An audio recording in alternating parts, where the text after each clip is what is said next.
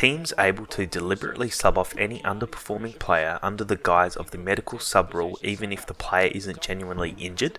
Would you consider this cheating?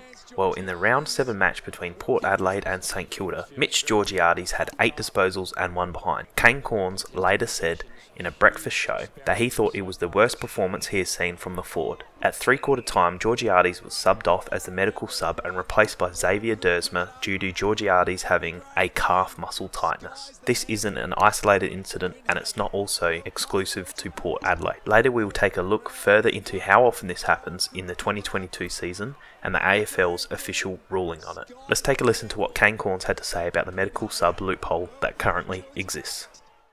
One as well is this sub issue. I mean, we asked Tyson Goldsack about Georgiades and why he was subbed out. It's the 3rd time this year they've used it in a way that I think could be questioned.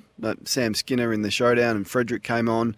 Last week Gray was subbed out but played again this week, and now Georgiades they're saying is a tight calf. There's no way to fact check that. He may well have had a tight calf.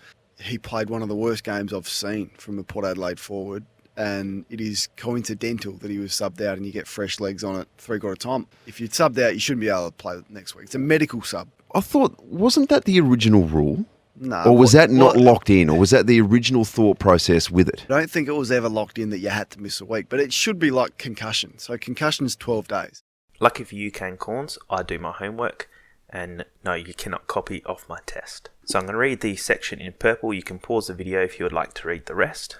A medical substitute can be activated immediately after it's determined a player is medically unfit to continue to participate in the match, and due to the nature of the injury sustained, it is reasonably determined that the player will be medically unfit to participate in any match for at least the next 12 days. So yes, it is the same as concussion.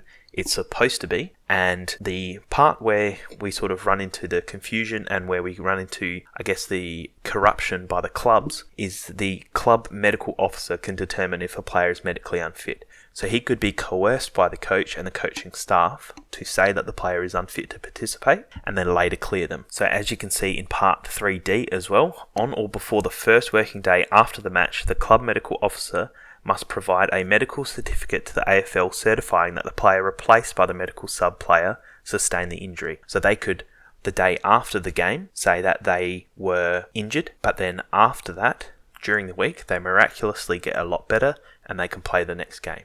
So this is a major loophole in the AFL that they have to fix.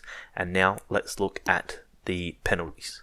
So as you can see, there are no actual figures of what the breach is, what the sanctions would be. Breach of regulations relating to the medical sub is subject to sanction under the AFL rules, including for serious transgressions for breach of AFL Rule 2.3. So as you can see, there are sanctions available for the AFL to use, but for some reason they're not. Now we're going to quickly look at how many people have used the medical sub and then played the next week, even though according to the AFL rules they're supposed to take the 12 days off, similar to concussion. As you can see, it's been happening all year where players have been subbed in their respective rounds and played the next week.